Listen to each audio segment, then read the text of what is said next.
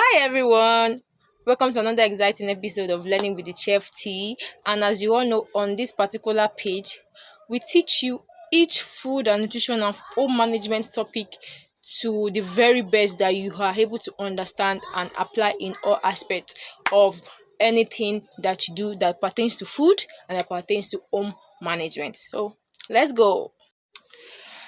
So today I'll be talking about meal planning. Meal as in food, the food that we eat, and planning, when you plan something. So combining those two words together, we have meal planning. So what is meal planning? Meal planning is a list of the foods that you want to prepare in advance for maybe some days, weeks, and even months. When you see people talk about bulk cooking, some people prepare food that will last them for maybe a week, 2 weeks, a month, and refrigerate, keep them in the freezer actually. And whenever they need them, they go there, pick it up, warm it. No, sorry, warm is actually wrong. It's called reheat. You reheat food because when you warm food, some microorganism can still be in the food. But when you reheat food, that means that you are reheating to a particular temperature that will kill microorganisms in that food. So, like I was saying, some people will prepare bulk food and they keep in their freezer, and whenever they need the food, they bring them out, reheat, and serve each meal.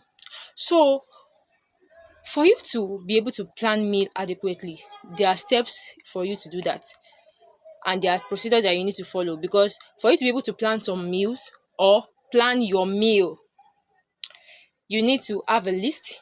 You need to go to the market to purchase the raw food items that you need, and you need to prepare, you need to cook the food. Because without listing, without going to the market, without preparing the food, there's nothing like meal planning. So those are the steps that you need to cook or to plan your meal whenever you want to do that. Okay, so moving on to the next. Why do we plan meals? I can give you 1,000 number of reasons why we need to plan meal. Because number one, we live in a very busy world. Let's say for instance, people that live, my emphasis on people that live in Lagos. 9 to 5 job, you go to work, you be in the traffic, you come back very late at night. You've gone through a lot of stress than now start going to the market to buy raw ingredients, bring them back to the house and start cooking. That really doesn't make sense anyway, because that's a lot of stress. So a lot of reasons why people actually do bulk cooking is because to save stress. You've gone to work throughout the day, and the next thing you want to do is bring out your cooked food for the freezer, reheat, and you have your food prepared. So that aside anyway, that was just like a summary of why we need to plan our meal. Well, number one, why you need to plan our meal is because you prepare your meal in advance. What am I trying to say? You have a list of food that you want to eat maybe on Monday, on Tuesday, Wednesday, Thursday, Friday, and you curate a list for that. You go to the market, you get the raw ingredients, you prepare the meal and keep in your freezer. And whenever you want to eat that meal, you bring them out. Okay, let's say on Monday you are planning to eat, like, let's say, amala, amala soup, normal chicken, fish, or meat soup, then maybe with okra or ewedu or something. You bring them out. You can Amala is still very fast to prepare on time. Pa, pa, pa, pa, pa. Amala is ready. Then you reheat your soup and your vegetable, and that you have it. So meal planning helps you to plan in advance the food you want to eat in the next 2 week, in the next two, in the next 1 week, next month, and so on and so forth.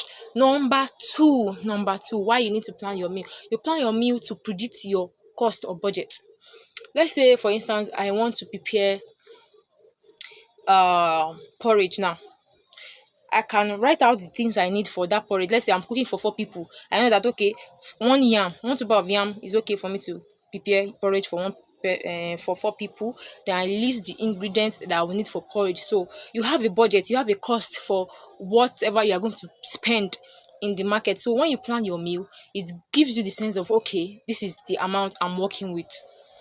Number three, when you plan your meal, you tend to use the available resources that are present in your home.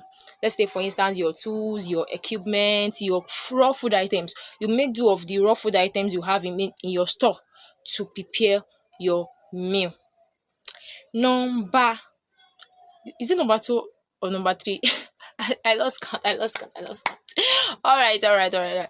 It gives you and your family options, varieties. When you plan your meal, your family tend to have varieties of foods to pick from. Okay, you prepare fried rice, jollof rice, amala, porridge, yam, and so on and so forth. So people tend to have their variety, their own personal option to pick from. Okay, I go to the freezer, I pick up yam. That is yam I want to eat because there are other foods there. Since I want yam and yam is available, I pick it up, I read and eat. So it gives your family varieties of option. So I think that is that for now. Then in our next video, I'll be talking about factors that you need to consider when planning your meal. So let me know what you feel in the comment section about this topic. Ask question you want to add to it. I'm always open to suggestion. I'm always open to new ideas. So I'll be in the comment section looking out for this. Bye.